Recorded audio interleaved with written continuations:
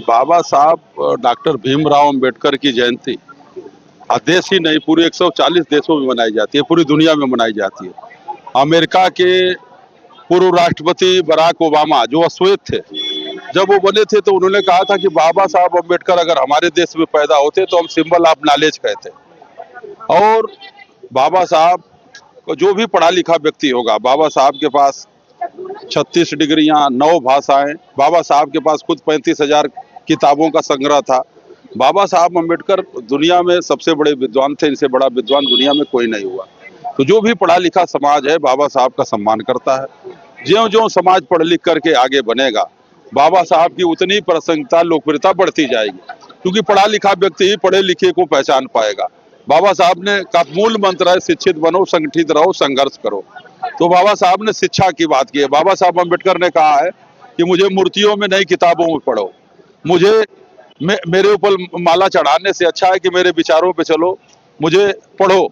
बाबा साहब अंबेडकर की मूर्तियों पे माला पहनाने से उनका मिशन विजन पूरा नहीं होगा, उनके विचारों पे चलने से पूरा होगा।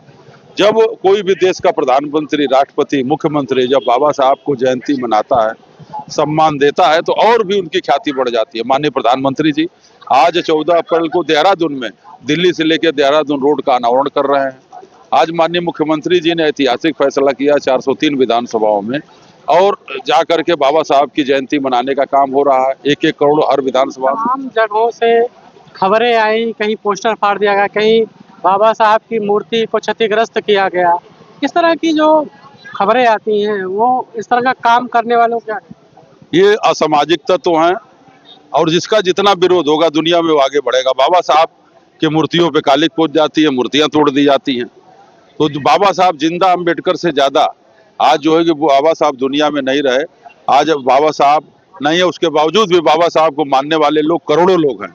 आज बाबा साहब के विचारों पे चलने वाले करोड़ों लोग हैं। बाबा साहब अंबेडकर ना होते तो आज देश में लोकतंत्र ना होता, संविधान ना होता, नारियों के मुक्तिदाता है, देश की राष्ट्रपति द्रौपदी मुर्मू जी नहीं होती, देश के प्रधानमंत्री इंदिरा गांधी नहीं बनती, कोई महिला कलेक्टर नहीं बनती, न मिनिस्टर बनती, न चीफ मिनिस्टर। ये बाबा साहब अम्बेडकर के संविधान की ताकत के देन है।